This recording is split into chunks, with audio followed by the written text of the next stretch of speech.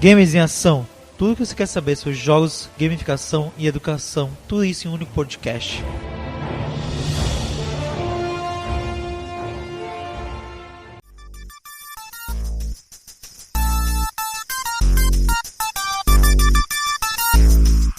Estamos de volta com muitas novidades. Depois das férias no mês de julho, voltamos a produzir episódios no mês de agosto com muito conteúdo para vocês. Eu sou o Jorge, o apresentador desse podcast, o Games em Ação. E já são 40 episódios, então se você não ouviu algum, dá uma volta atrás e ouve aí algum. A gente vai lançar 3 episódios nesse mês.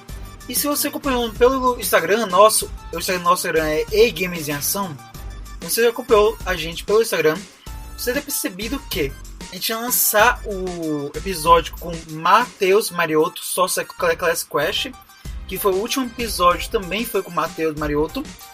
O último episódio foi 39, foi sobre a gamificação no futuro. E o episódio que seria lançado hoje seria a importância do erro e o que a gamificação pode auxiliar a evitar esse erro e compreender melhor qual a importância desse erro. A gente vai debater sobre essa temática, só que esse episódio vai ficar mais pra frente, que gravação remota algumas vezes pode ter algum problema de conexão. Tem problema de conexão, perda de material também corrompido, então a gente vai ter que regravar o material. Então mais à frente a gente vai disponibilizar a vocês esse conteúdo, mas não sabemos ainda quando. Então mais pra frente, em breve, daqui a algumas semanas a gente vai disponibilizar esse conteúdo. Mas por enquanto vocês vão ficar com o segundo episódio desse mês, o episódio 40, que foi com o Rodrigo Deus, que fez um maravilhoso bate-papo comigo sobre o mercado de jogos de tabuleiro e o papel do gerador de conteúdo. A gente conversou bastante, bate-papo, diversas informações. Rodrigo Deus é o idealizador do blog Meeple Divino, que tem conteúdos e artigos novos toda semana. Então lá, se não conhece o Meeple Divino, vá lá no link que está aqui na descrição, lá conheça mais sobre o Meeple Divino. Ou então vá lá no Games em Ação, no Instagram, vai no link da bio, link do perfil, e lá no primeiro link vai estar lá o blog Meeple Divino.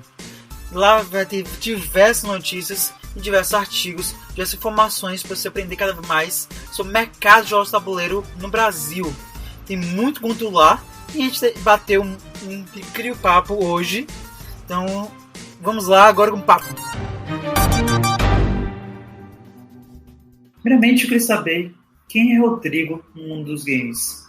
Então, para quem está ouvindo, bom dia, boa tarde, boa noite, que eu não sei quando que vão ouvir.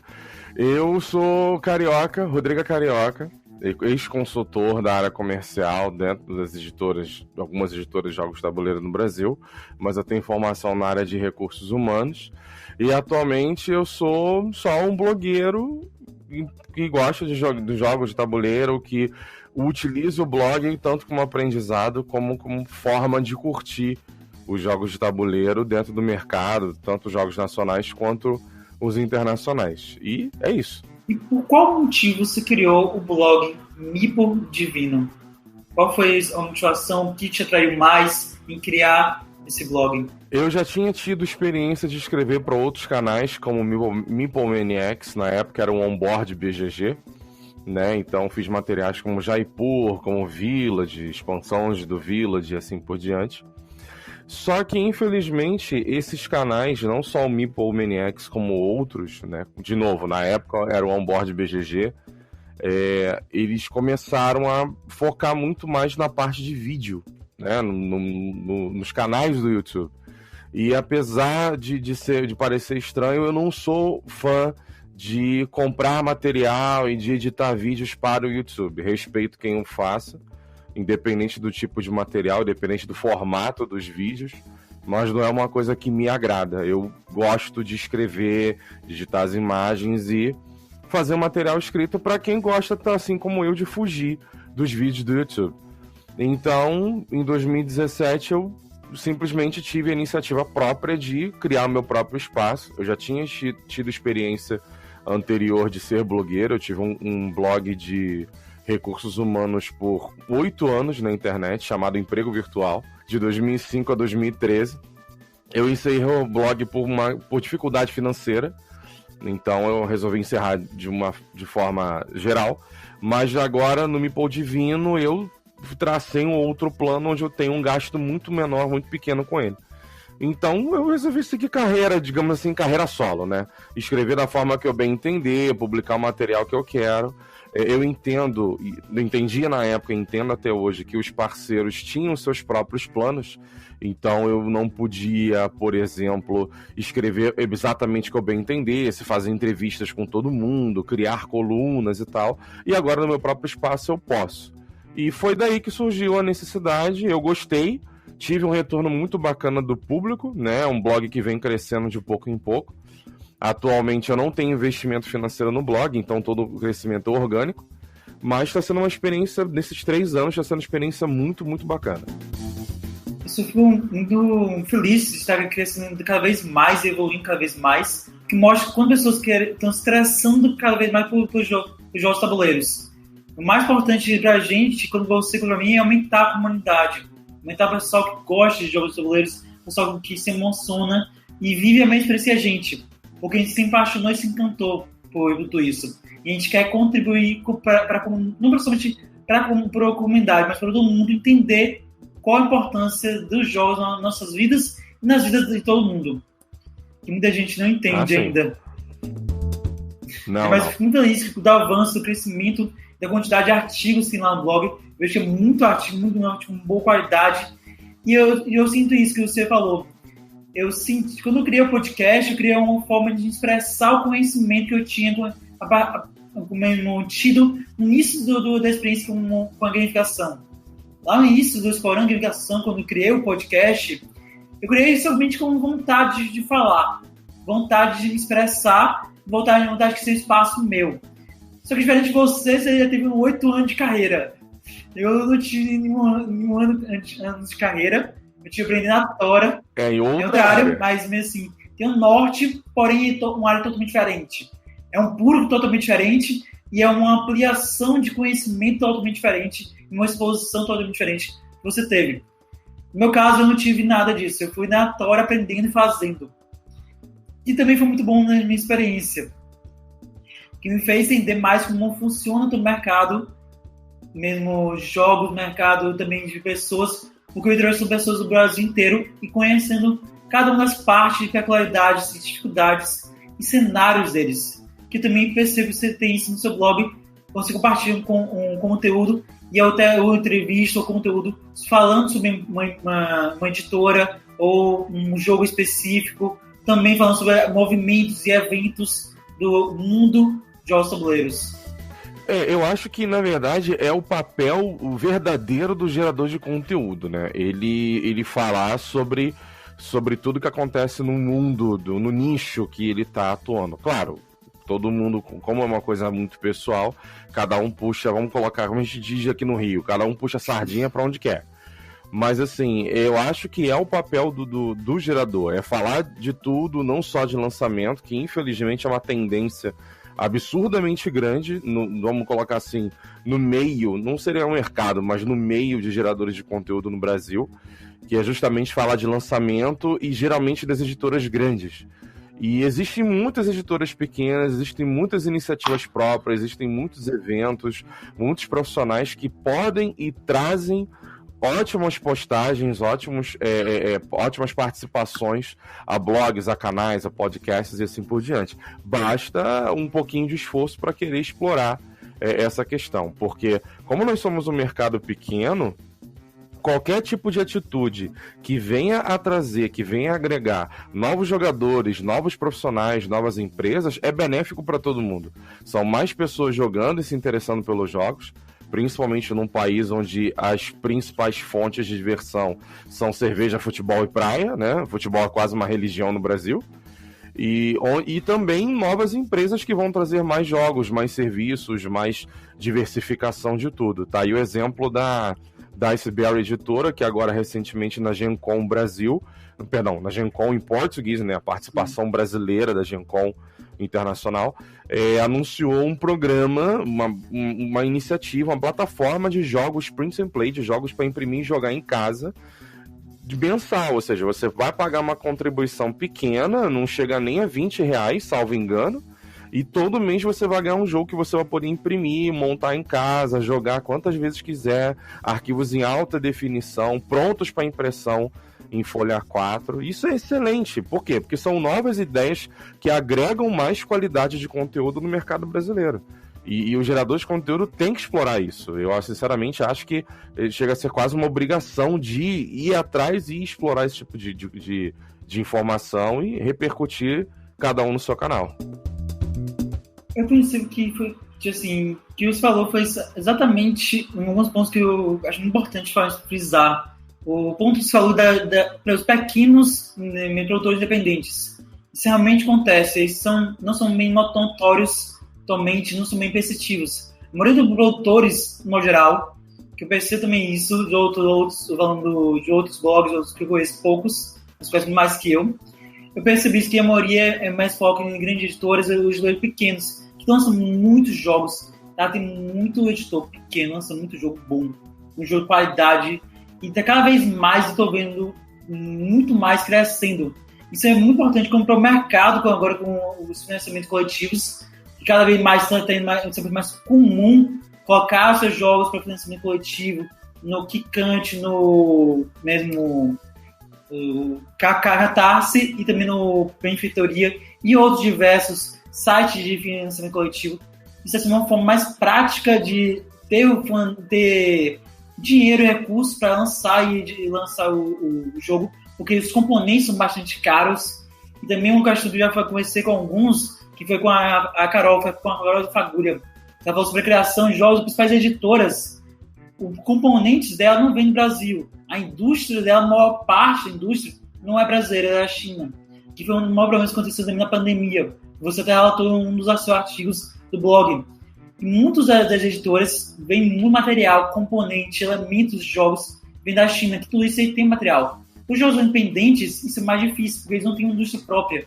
Não existem tantas indústrias próprias aqui no Brasil para produzir esse material para eles em um custo acessível. Então, o financiamento ajudou bastante eles e está proporcionando uma forma de ter recursos e também lançar jogos de forma independente, que cada vez está mais real, mais possível, cada vez mais pessoas que querem criar, por âmbito pessoal, por âmbito de desejos, por âmbito profissional de educação. Cada vez mais professores querem lançar seus próprios jogos. Isso aí desse movimento nacional que eu estou percebendo, cada vez mais pessoas e professores e educadores querem aplicar jogos suas aulas e criar jogos, versões suas próprias autorais para colocar em sala de aula. Sim. Isso eu acho incrível. Sim. O jogo, ele sempre foi uma grande ferramenta aliada ao ensino, aliada à educação, né? Ele sempre foi uma ferramenta que pode e deve ser utilizada em sala de aula para ensino das matérias, das disciplinas comuns, daquelas que provocam maiores dificuldades em determinados alunos. Eu já tive experiência também de ser um profissional contratado para dar aula de jogos pelo Senac no Rio de Janeiro, de algumas unidades do Senac do Rio de Janeiro. E não só no curso de design de games, como fora dele, quando você propõe uma tarefa, uma coisa dinâmica, um jogo onde as pessoas fazem equipes, têm um objetivo a seguir, precisam cooperar entre si, mas competir entre equipes, você tem uma clara experiência muito diferente do que é o ensino tradicional, onde o professor, o instrutor, passa a matéria e interage com a turma a fim de despertar o interesse e o entendimento nos alunos. Então, assim, eu acho que é muito bacana esse movimento das empresas independentes de estarem buscando abertura de mercado e também trazer ao mercado brasileiro a diversificação, né? Existe também, claro, existe nesse meio a tendência de jogos pedagógicos, de jogos infantis, mas eu não vejo problema nenhum nisso. E reforço a questão que eu havia falado anterior. É nesse momento que o gerador de conteúdo precisa ir atrás justamente de divulgar esse tipo de iniciativa, esses jogos novos. Não é se o material desse gerador de conteúdo não é focado nisso, eu acho uma pena. mas é o tipo de material que é interessante que se espalhe, né? A gente tem vários exemplos dentro do mercado de jogos brasileiros, de jogos de tabuleiro brasileiros, de jogos que foram para fora do país porque as editoras correram atrás de mercado, entraram em contato com outras empresas, com licenciadores, com distribuidoras lá fora, para poder traduzir o manual e os componentes do jogo e enviar o jogo para fora. Assim como o Brasil faz isso constantemente, né? Nós, na verdade, temos pouquíssimas editoras no Brasil, nós temos muitas distribuidoras no Brasil. Então, assim, é muito interessante ver esse tipo de coisa, esse tipo de iniciativa, porque eu acho que é uma coisa que falta no mercado, né? O brasileiro, ele tem iniciativa, ele tem garra, ele tem a perseverança, ele tem insistência de continuar no negócio, de explorar novos horizontes, mas falta essa diversificação no nosso mercado, assim como também falta, e para mim sempre faltou, a vontade da galera que cria conteúdo de correr atrás, de falar de iniciativas como a Fagulha, como Imagine-me, como a Mitra e tantas outras empresas, iniciativas profissionais que estão no mercado já tem algum tempo, trabalhando seus produtos, conquistando novos clientes, e muitas vezes que são os mesmos clientes, os mesmos jogadores que jogam jogos de tabuleiros modernos de tantas outras editoras, jogos aí a 300, 400 reais de lançamentos, são as mesmas pessoas que adquirem um, adquirem o outro, e tem os dois na sua casa, na sua coleção, para sua família. E eu queria entender também, agora já falamos bastante sobre o cenário de jogos de tabuleiros, a gente falou bastante agora já, mas eu queria entender como está esse cenário. Como você percebe que esse cenário, já está falando sobre isso, mas como você percebe os quais são os jogos que estão dominando, qual é o mercado brasileiro, como está funcionando, como ele gira, qual é o processo de desenvolvimento dele em si? O mercado brasileiro de jogos de tabuleiro, ele sempre foi um nicho, tá? Ele é um nicho do mercado de jogos de brinquedo, ponto. Então, a primeira coisa a ser dita é essa. Isso quer dizer o quê? Que nós somos um mercadinho muito pequenininho, tá? Principalmente em vista de diversos outros países, como os Estados Unidos, Alemanha, França, Espanha, Portugal, enfim, que produzem jogos em maior escala e vendem jogos em maior escala. Ou seja, os jogos que são lançados, eles são produzidos, impressos, copiados nas fábricas na China, na Alemanha, etc. Em quantidades, em milhares de quantidades, tá? Muito maiores do que o Brasil. E existem por mês, vamos colocar por mês ou por quinzena, como o ouvinte quiser interpretar, de jogos que são lançados nesse período. Então, se o Brasil lança 10, a Alemanha lança 40, 50. Se o Brasil imprime 1.000 a 2.000 cópias para vender no mercado brasileiro, a Alemanha, os Estados Unidos imprimem 10, 20, 40, 50 mil cópias. Né? Um jogo brasileiro, ele tem a capacidade de esgotar em 6 meses, 1 ano. Uma edição de um jogo alemão, às vezes, dura mais tempo, ou às vezes esgota-se rápido, mas já imprime-se uma segunda edição. Então, nós somos um mercado pequeno que tem um reconhecimento internacional, as pessoas olham para o Brasil, as empresas olham para o Brasil e, ok, existe um mercado pequenininho ali que está crescendo. As editoras, elas têm mantido constante interesse em licenciar jogos para cá, mas a gente ainda também precisa melhorar a qualidade do que é produzido e impresso no Brasil, em termos de componentes, como você mesmo falou, que muita coisa ainda é exportada, né? Ainda vem de fora para cá, principalmente em termos de plásticos, miniaturas, metais e outros. E também precisamos de mais jogos brasileiros no mercado brasileiro. O mercado brasileiro enfrenta 2 grandes dificuldades, que é a alta das moedas internacionais, principalmente o dólar, e também a pequenez, né, o tamanho pequeno do próprio mercado, o que dificulta o escoamento das unidades dos jogos que são lançados aqui.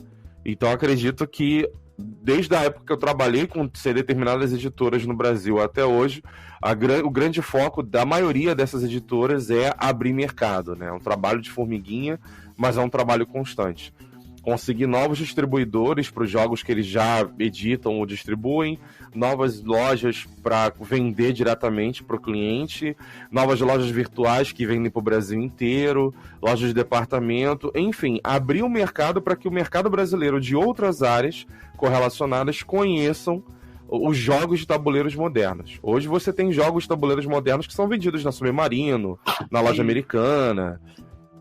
em diversas outras lojas de departamento virtuais que funcionam como verdadeiras vitrines, e temos uma tendência muito grande para que isso continue, né? Que outras vitrines como a Amazon, por exemplo, que cada vez mais aumenta o seu hall, a sua quantidade de jogos oferecidos, a tendência é que isso cada vez mais aconteça, porque é também do interesse das editoras de promoverem sempre os seus produtos a fim de angariar novos jogadores. E claro, com isso a gente conta com o apoio de geradores de conteúdo, de eventos, dos próprios jogadores que colocam nas redes sociais, que perguntam, que criam grupos, que fazem jogatinas locais, que colocam fotos no Instagram, no Facebook, no Twitter e assim por diante.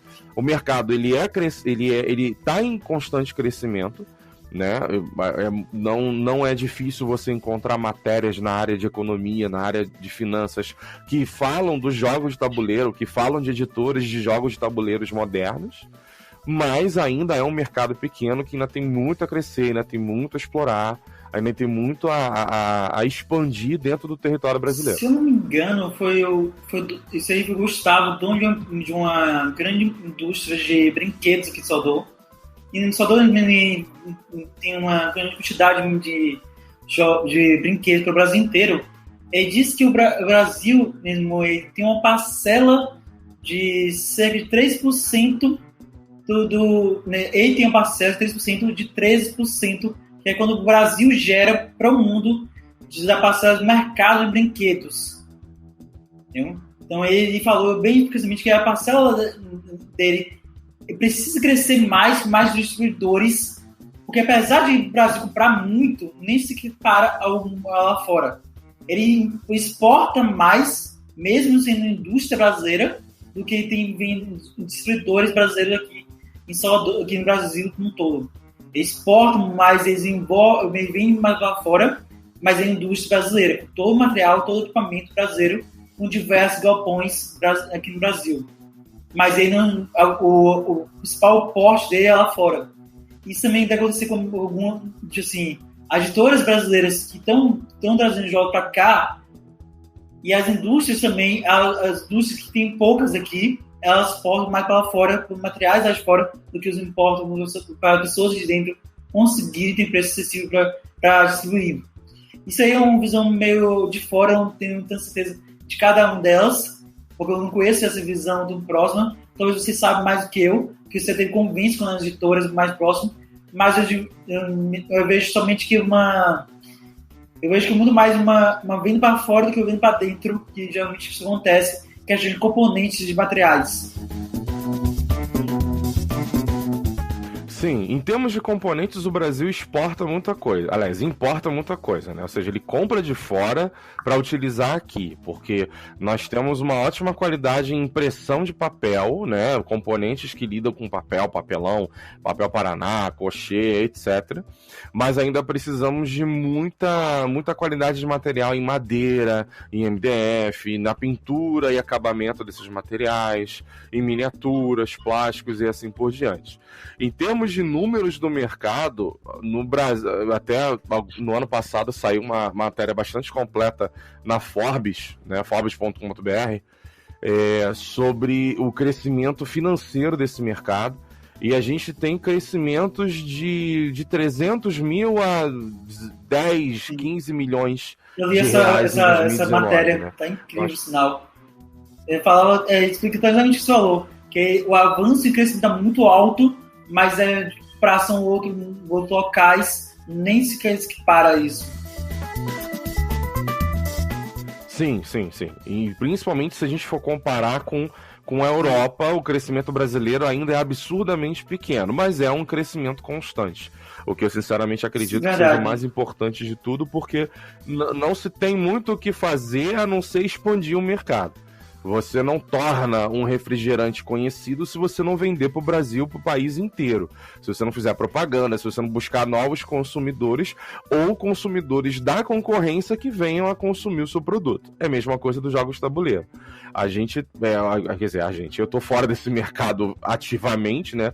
Eu não tô, atualmente, 2020, não tô prestando serviço para nenhuma editora, mas as editoras, elas têm sempre a clara preocupação de trazer consumidores de brinquedos brinquedos pro seu mercado de jogos de tabuleiros modernos, e a galera dos jogos de tabuleiros clássicos, como o War, como o antigo Carcassonne, como o Banco Imobiliário, Jogo da Vida, pro seu mercado de jogos de tabuleiros modernos.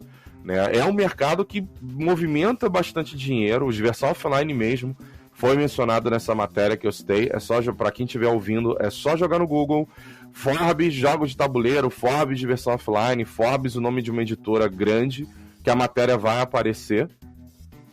Salvo engano, alguma coisa de mercado de jogos ganha espaço no Brasil, alguma coisa assim, o título da matéria.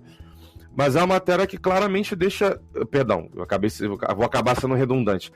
Claramente deixa muito claro que o mercado ele cresce, ele vem movimentando milhões de reais a cada ano, a cada conjunto de anos, de meses, né? De acordo com o levantamento financeiro das próprias editoras, mas é um mercado pequeno. Não existe economia de energia para bater nessa tecla quando se fala de mercado de jogo de tabuleiro brasileiro. Né? É um mercado pequeno que vem crescendo constantemente, e a participação de todo mundo para continuar fornecendo material, informação para esse mercado crescer é essencial. Movimenta-se muito dinheiro. A cada ano que passa, a cada novo levantamento econômico desse mercado, percebe-se um claro crescimento em termos de arrecadação, de editoras, de compras de empresa, de lançamentos no Brasil, mas ainda existe muito trabalho pela frente a ser feito. Tomando com a quantidade de propriedades que está falando com o seu material em si. Eu queria entender agora se você já personagens que existem nos jogos, você falou da comunidade, você falou das editoras, você também falou dos jogadores, você também falou dos pequenos produtores também de jogos independentes, você falou um pouquinho do papel gerador, falou um pouquinho do papel gerador de conteúdo, mas qual é o papel principal do gerador de conteúdo sobre jogos, mercado de jogos tabuleiros? Qualquer tipo de gerador de conteúdo, qual é o papel dele? O principal papel do gerador de conteúdo, para mim, tanto na experiência profissional quanto pessoal que eu tenho, é resumido em uma palavra: informação.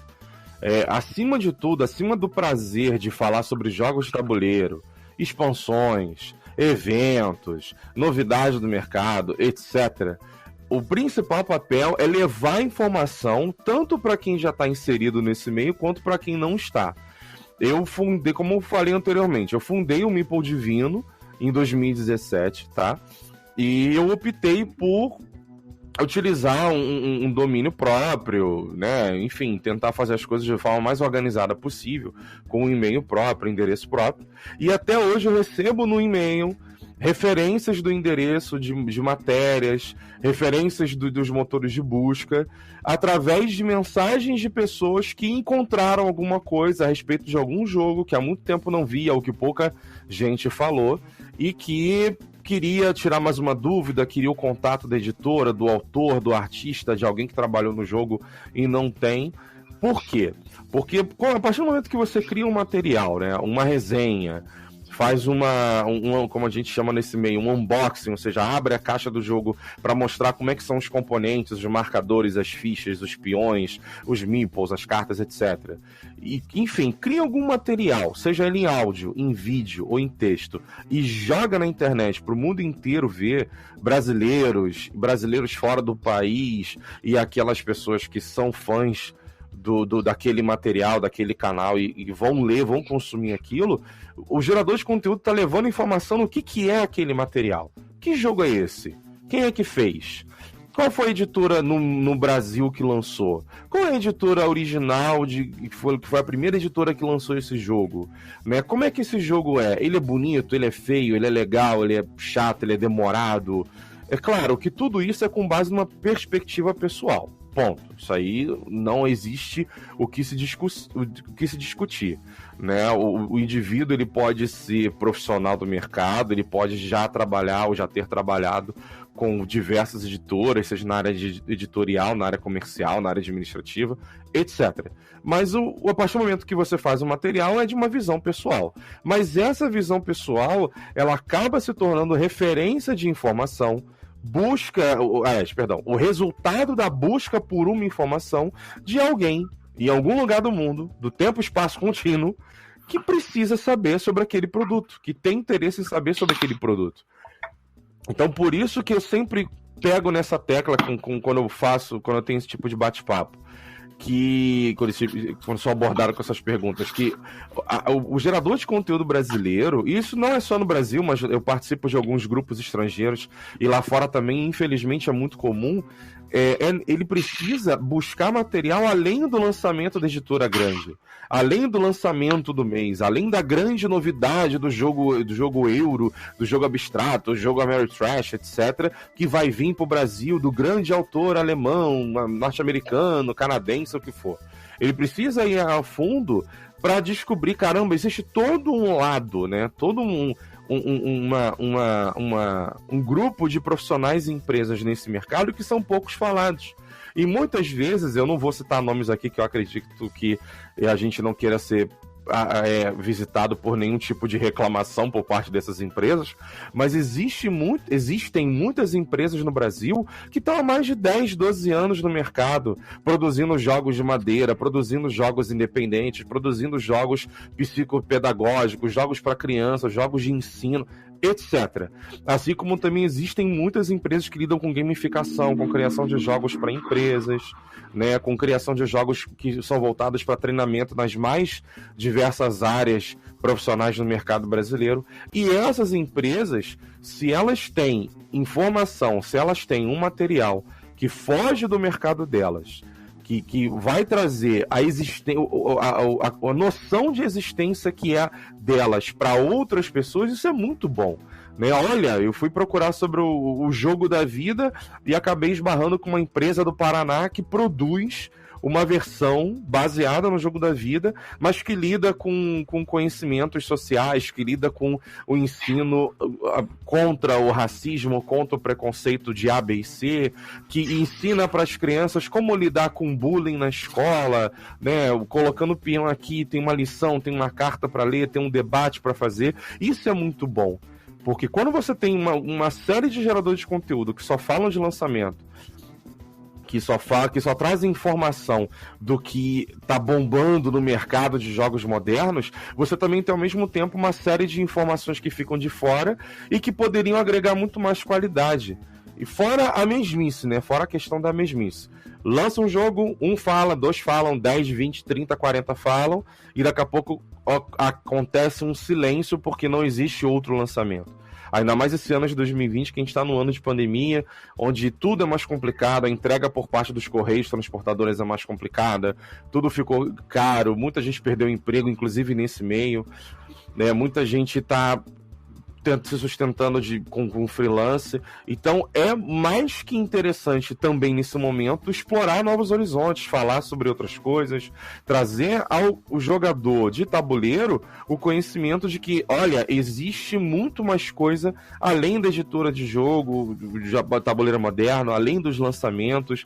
Existem profissionais a serem entrevistados, iniciativas a serem conhecidas, lançamentos mais antigos e jogos que fogem do que é mais moderno, que são muito bons para ensinar isso, para trabalhar aquilo, para interagir com a família e assim por diante. E quando eu iniciei o podcast, Explorando a Gamificação, era início esse o nome, mas eu mudei isso para o nome podcast Games em Ação. Eu reformulei todo o podcast por causa eu entendi, como você entendeu, de que o criador de conteúdo tem que gerar informação e conhecimento sobre novas produções que existem no Brasil como um todo. Essas novas produções que estão aí presentes, elas precisavam ser vistas. E eu, no meu meio, conheci muitos produtores de jogos sérios e gamificações, que era o que eu conheci na época. Agora eu conheci mais de conhecimento sobre jogos tabuleiros que eu conhecia. Muita gente não conhecia, cada vez mais pessoas que falam sobre jogos tabuleiros. Isso é incrível para mim, essa vivência. Mas no início eu queria dar fala e vez e também fazer os jogos se movimentarem, ter ação, ter vontade, ter mais do que somente jogar, mas ter voz para o mundo. E as pessoas que criaram esses jogos, que pensaram, que estipularam tudo isso, colocar tudo isso em prática, colocar tudo isso para o mundo. E esse conhecimento, eu sinto isso. e a gente espalha esse conhecimento e essa informação.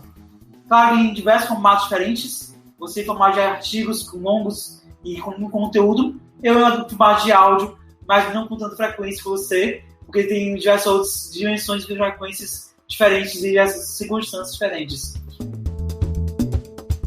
Mas eu vejo que tudo isso contribui para o mercado, contribui para editores, contribui para os pequenos editores, no mercado crescer cada vez mais, para a comunidade crescer cada vez mais. Sim, se a gente for parar para olhar assim por alto, muitos youtubers hoje que têm milhões de seguidores nos seus canais, eles começaram ou informando alguma coisa, ou brincando com a informação, criando um meme, um vídeo engraçado em cima de uma informação, de uma bobeira que alguém cometeu, de uma gafe que alguém disse na internet. E essa informação foi manipulada, não de uma forma ruim, mas de uma forma que criasse um conteúdo que servisse para o propósito do canal dele. Geralmente comédia, notícias, comentários sobre cinema, sobre vídeos, sobre música e assim por diante. Hoje a gente tem canais no YouTube que se dedicam exclusivamente a fazer levantamento da história de artistas brasileiros, de jogos antigos, de coisas como grupos independentes que lançaram jogos, que lançaram músicas que fizeram sucesso no Brasil. Não é incomum, por exemplo, buscar no YouTube uma coisa que eu acho muito divertida particularmente, chamado os One Hit Wonders, que são aqueles artistas que fizeram sucesso no Brasil, mas que só tiveram um único hit de sucesso, um único lançamento de sucesso, né? Claro, não vou ficar citando exemplos aqui, porque não é o objetivo do nosso bate-papo, do podcast, mas para quem estiver ouvindo e quiser buscar no YouTube, você encontra isso com muita facilidade. E isso não deixa de ser o quê? A manipulação da informação. Alguém se deu o trabalho de juntar a informação, de criar um roteiro e depois de fazer um vídeo informando aquele telespectador, aquele fã do canal, que olha, nos anos tal nós tivemos um artista, uma banda, um grupo, uma dupla que fez muito sucesso no Brasil com a música tal, mas infelizmente não emplacaram por causa do motivo A, B e C. O gerador de conteúdo faz a mesma coisa. Ele junta informação, cria um material para informar ao leitor, ao ouvinte, ao fã que assiste o canal no YouTube, que jogo é aquele, quem é aquela iniciativa, quem é aquele profissional. Isso é um papel de absurdo peso. Isso é um papel de absurda importância, né? Quando outros geradores de conteúdo em diversos momentos, inclusive no Universo Offline, já levantaram a bola de que muitas editoras não mandam material e os geradores de conteúdo acabam tendo o papel, o peso de ir buscar por conta própria, é porque eles querem material para fazer justamente isso que eu acabei de dar exemplo com os artistas de um único sucesso, os One Hit Wonders. Compilar informações para fazer um material bacana para levar para quem não conhece o que é aquilo. E isso é um papel de absurdo peso. De novo, não existe energia que possa ser economizada ao bater na mesma tecla. O papel do gerador de conteúdo, tanto no Brasil quanto fora, é um papel de muito peso. É um papel que precisa ser sempre valorizado, né? Claro, cada editora valoriza de uma determinada forma, mas, ao mesmo tempo, o gerador também tem que ter ideia, tem que ter noção de que ele faz muito pelo mercado para movimentar, para expandir, para sempre abrir novas fronteiras do mercado de jogos modernos. E agora, já finalizando o episódio, com todo esse conhecimento contido, esse episódio com muito conhecimento que o Rodrigo trouxe, eu queria só fazer uma pergunta. Nesse toda sua vivência na editoras, na parte comercial, na parte de conteúdos, como você se percebe dentro do mercado? O que é que o Rodrigo quer deixar para esse mercado?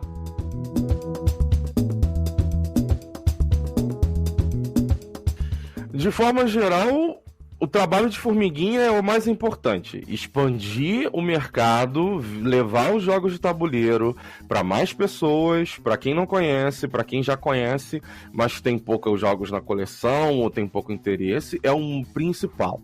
Então, editoras, luderias, né? Ou seja, os locais que você pode jogar por um determinado valor, alugar e levar para casa para jogar, bares temáticos, lojas que têm espaços em shoppings, em centros comerciais, galerias comerciais, todos eles, acredito que já façam esse papel. E é sempre importante frisar que o jogador também pode fazer. Chamar a família, chamar os amigos, jogar em novos eventos, convidar novas pessoas, né? Criar ambientes naquela mesa que recebem todos os tipos de jogadores, não alimentar preconceito, não alimentar machismo, né? Ter um comportamento que todo mundo gosta, ter a solidariedade com um jogador que tem um pouco mais de dificuldade de aprendizado ou de executar o seu turno. Isso tudo é muito importante. Então, o principal recado. Para o gerador de conteúdo, acredito que já tenha ficado claro se todo mundo, ou se perdão, se todo mundo não, né? Se o ouvinte chegou até aqui, já ficou claro que, na minha opinião, na minha vivência, o papel principal do gerador de conteúdo é explorar e trazer novas informações. Não é só ficar olhando o lançamento do mês, da semana, do dia, da quinzena, mas sim explorar novos horizontes, criar novos formatos de trazer informação a quem segue o seu material. E para as editoras, não tem muito o que falar, porque cada uma trabalha de uma forma própria, mas seria interessante sim que todos se preocupassem com um programa de parceria, investir não só em enviar jogos, mas em enviar informações, em conversar com seus geradores de conteúdo, em pedir para que espalhe uma informação, porque isso é absurdamente importante.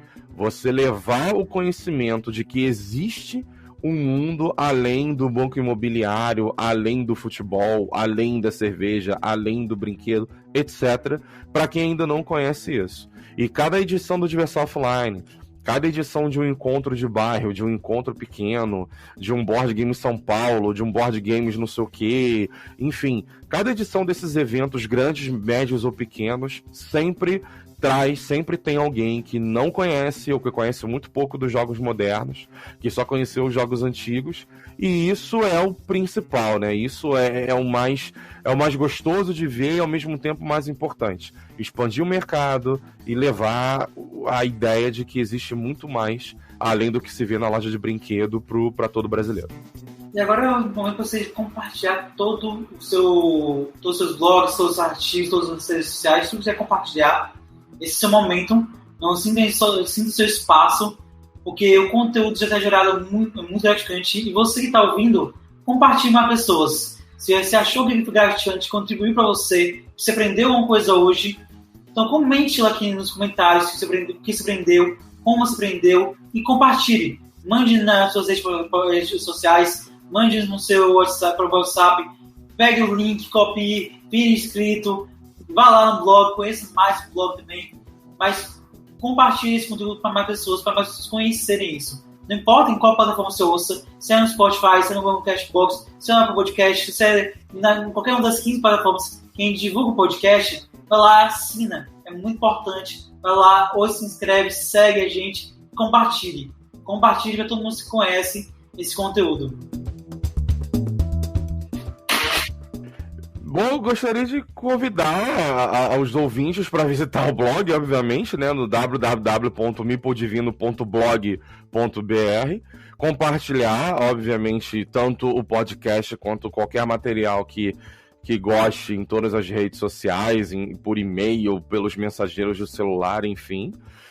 E, obviamente, agradecer muito ao Jorge pelo espaço, pelo início de uma nova parceria entre o Mipodivino e o podcast Games em Ação. Agradecer pelo convite. Eu fico muito feliz, de verdade, né? Obviamente que não dá pra ver a minha carinha aqui boba sorrindo, mas eu fico muito feliz, de verdade, de poder participar de um podcast, principalmente de um podcast de um jogador, de um profissional nordestino, porque eu acho que o Nordeste precisa ser absurdamente mais valorizado pelo mercado, pelo Sudeste, pelo resto do Brasil.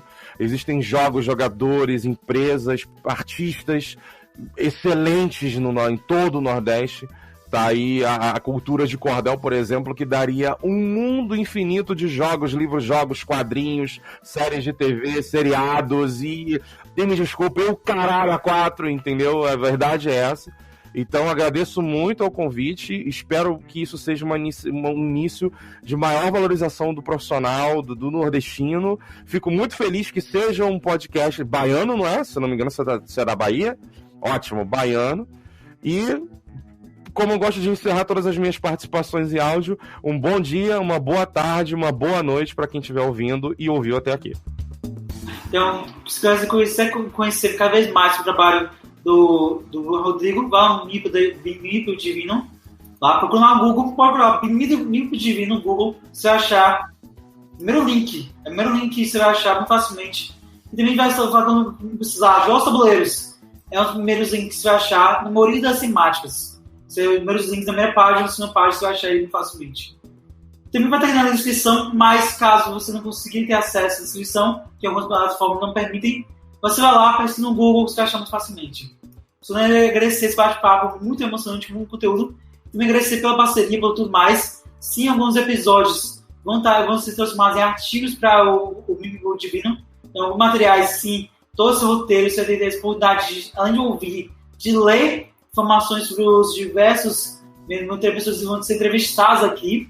Então, você vai ter a opção de ouvir e também ler esse conteúdo para aprender cada vez mais. Vai ser versões diferentes, você vai produzir por autores diferentes. O Rodrigo vai produzir uma versão a partir do roteiro que eu vou mesmo enviar para ele indicar. E eu vou produzir as versões em áudio com conteúdo com diversas pessoas do Brasil inteiro. Mas você vai ser, eu espero que longa, espero que atue, e assim por diante. Eu estou muito feliz também por todo esse momento contigo, um momento de conexão e com conhecimento que eu tive contigo. Foi um prazer inenarrável, meu querido. Muito obrigado. Espero voltar em 1 milhão de vezes aqui, participar tanto com você quanto com outros profissionais. E, mais uma vez, não tenho formas de... Eu não canso de repetir. Mas muito obrigado pelo convite.